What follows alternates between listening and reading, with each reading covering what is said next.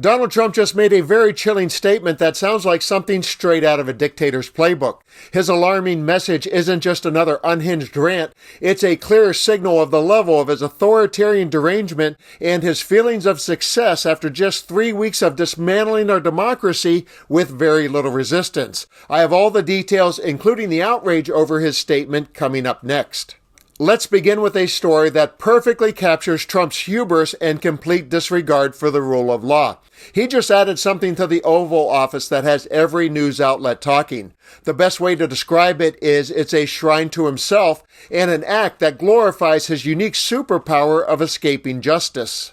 I'm going to show you this story from two very different angles. First, watch as CNN's Caitlin Collins reports all of the oddness like a journalist, then see how Fox covers Trump's bizarre office decor with an equally bizarre celebration. And on the other side, I'll break down the breaking news that is Trump signaling his plan to take his authoritarian ambitions to a new and dangerous level. Not only have we never had a U.S. president with a mugshot, I'm not sure we've ever had a mugshot hanging outside of the Oval Office before. But that is where President Trump has placed his from when he was indicted in Fulton County, Georgia, for his efforts to overturn the election. We learned a few days ago he has a framed cover of the New York Post with his mugshot just outside the Oval Office in what is known as the Outer Oval. Now, we discovered this when he was greeting the Indian Prime Minister. They were seated in chairs in front of the fireplace in the Oval, but just over the shoulder of his chief of staff, Susie Wiles, you could see the president's mugshot there as he has it framed. His aide and person who is his social media guru, really, Dan Scavino, posted a video of it saying, "Happy Valentine's Day" from the beautiful Oval Office. This has really become a rallying cry that Trump has used on the campaign trail. They've even put it on merch and sold it featuring his mugshot. And now it has a home outside the Oval Office as well. If you're anybody, head of state, reporter, anybody who walks into the Oval Office from the outside has to walk right by that New York Post cover showing Donald Trump's mugshot. And it's such a great message. It's like, oh, you think you're going to do something to me? No. It's all been done to me. Well, it's also a reminder that when he took that mugshot, this is just, it's a badass mugshot. Let's just be really honest. Mm-hmm. He's angry in it. I think he channeled the anger of the American people that the government was weaponized in this way against a political candidate. We'd never seen anything like this in the United States, and you see that there.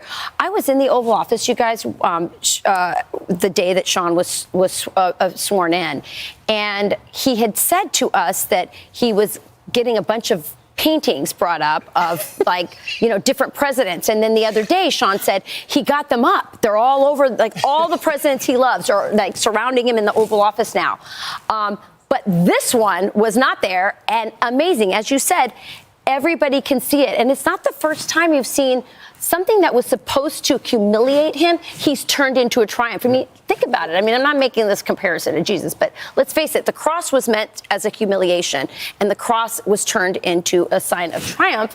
I think in the same way, Donald Trump has said, I'm not going to let you humiliate me. I'm going to look in the camera and show my anger, and now I'm going to hang it in the Oval Office. With Donald Trump's penchant for lawlessness firmly established, let's take a look at today's breaking story and the outrage that followed.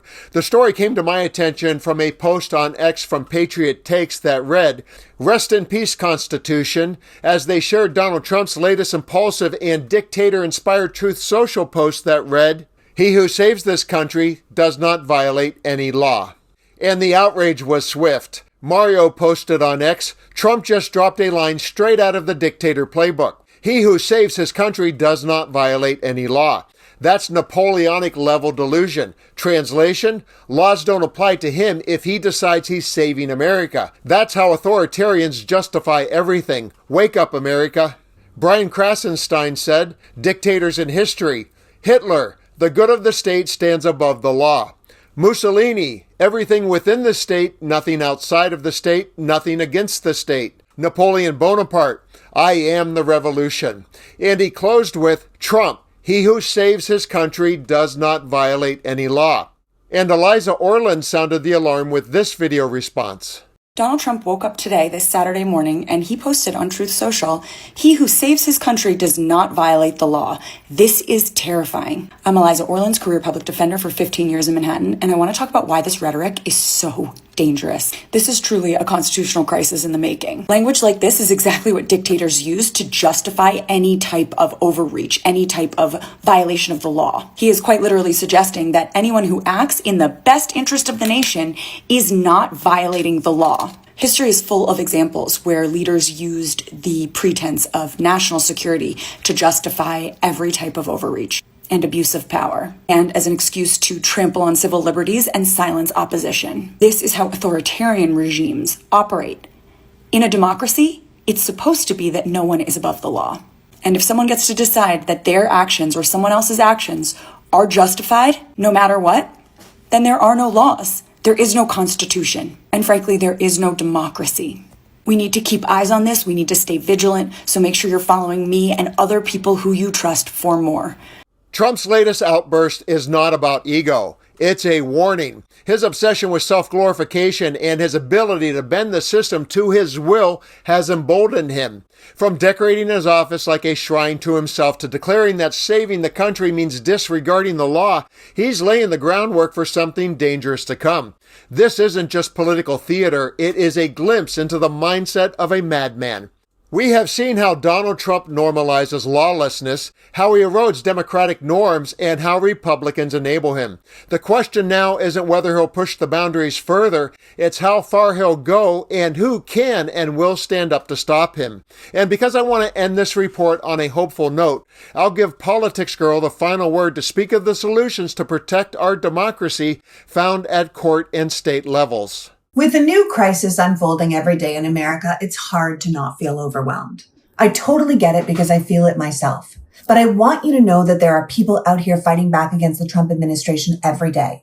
The place you see this the most clearly is the courts. What Donald Trump and his enablers are doing with all of these EOs are, for the most part, unconstitutional and illegal. So when they end up in front of a judge, they lose. Their orders are stopped, the plans are paused, the rule of law is protected. This administration is just trying to do so much at once that they wear us down. They wear the lawyers down. They wear our leaders down. And while some of our leaders might appear pretty worn down, it's not all of them. Look at Pennsylvania's Governor Josh Shapiro. He just sued the Trump administration over the chaos and pain the federal spending freeze is causing his citizens. Governor Shapiro chose to take a stand and join many other states and organizations suing the federal government to protect us from having our critical services, our paychecks, our grants, our health insurance just ripped away. And it's working.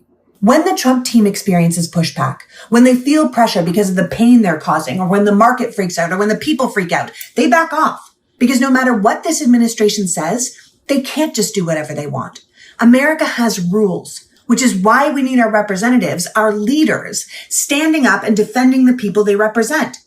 I'm going to tell you a poorly kept secret. Members of Congress are annoyed. They're very annoyed because we keep calling them. Guess what? That's great. They should be annoyed. Hell, they should be furious. We are. And we're taking the time to tell them that. Taking the time to tell them that we are paying attention and we are not happy. So I'm here to ask you to call your member of Congress, to demand they fight for the billions of dollars worth of programs that are being ripped out of every state right now, for the loss of our privacy, for the attacks on the poor and the environment and our healthcare, for all the good, honest government workers losing their job right now for no reason. I want you to call the Capitol Hill switchboard at 202-224-3121 and ask for your member of Congress, or click the link in my bio and connect to your member of Congress. If they're already helping out, great. Tell them thanks. Give them encouragement. This is a tough time to be doing this job, and if they are rising to the occasion, they deserve an attaboy. Shout out to Governor Shapiro. But if they're not helping, then you tell them you're mad. You tell them you care. You remind them you're watching, and then you put that number in your phone and you call again the next day.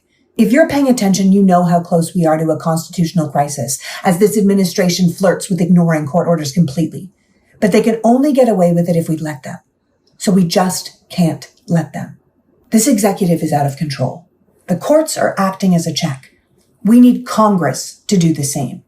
And Congress, they answer to us. So call your reps and then do it again and again and again.